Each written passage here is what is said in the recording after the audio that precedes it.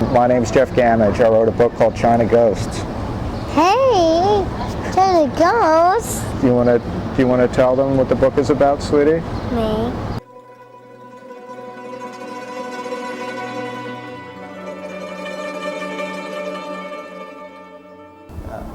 I always knew that I didn't want to be a father. I didn't think I'd be a very good one, and I wasn't that interested in spending my time changing diapers. But your life changes and things come to you. Diaper. Ew. Yuck. I felt like a lot of the books that I was reading, they were Cinderella stories, and I felt they were a little simplistic, that the parents got the child and everyone was happy and everything was wonderful. And I felt like the story was much more complex and much more complicated. And I remember when we were about to get Jinyu in this, it wasn't quite backward, but it was not the best hotel in Changsha, China, Hunan province. And all the girls were on one side of the door and all the parents were on the other side of the door.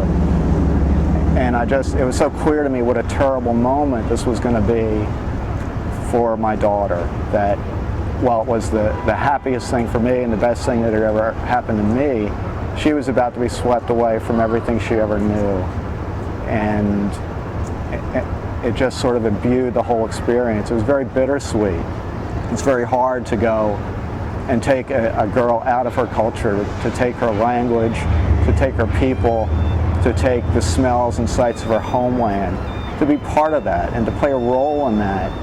It's not necessarily something that I'm proud of. I'm glad that she's out of the orphanage.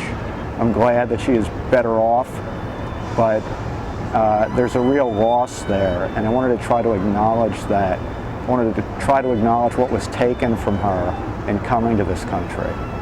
Jinyu was 2 years old. She was not a baby when she came to us. She was walking, she was talking. When we came home and she would lay down to sleep, she would sing herself to sleep with little lullabies, little Chinese lullabies that she would sing to herself.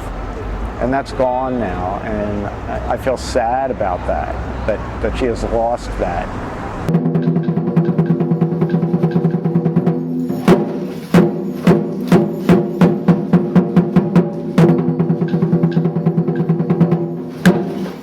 We try very hard to make Chinese culture and Chinese people a part of our life, and it's not always easy. You can't walk up to someone and say, hey, you're Chinese, will you come and be my daughter's role model?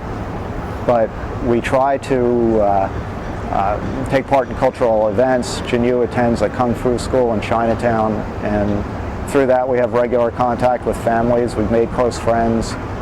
At least once a week, our girls get to be in the majority and mom and dad get to be in the minority, and I think that's important. I think it gives mom and dad a taste of what our girls are going to be feeling as they go out into the larger society. I am shocked that I am as interested a father as I am, because our lives now completely revolve around the girls, and I never expected that I would be that interested in a child. I expected that my Sundays would be devoted to Eagles games and Sunday mornings would be devoted to reading the newspaper. Neither of those things are true anymore. A lot of times I don't even know who the Eagles are playing on Sunday. Are you still hungry? Do you want another one?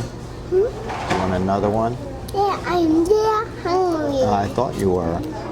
China Ghosts is a book that a lot of different kinds of people would be interested in. Certainly those who have adopted from China, certainly those who have adopted from Korea or Vietnam, Cambodia or Laos. I think people who have adopted really from any foreign country would find something in this book that resonates with them, not to mention the larger Chinese community and people who are just interested in what is going on in China, the most populous land in the world, 1.3 billion people. It affects everything from our economy to the kind of car we drive. You can't be part of American society and not be more aware of what is going on in China and how it affects us here in this country. And I hope this book is one small part of that.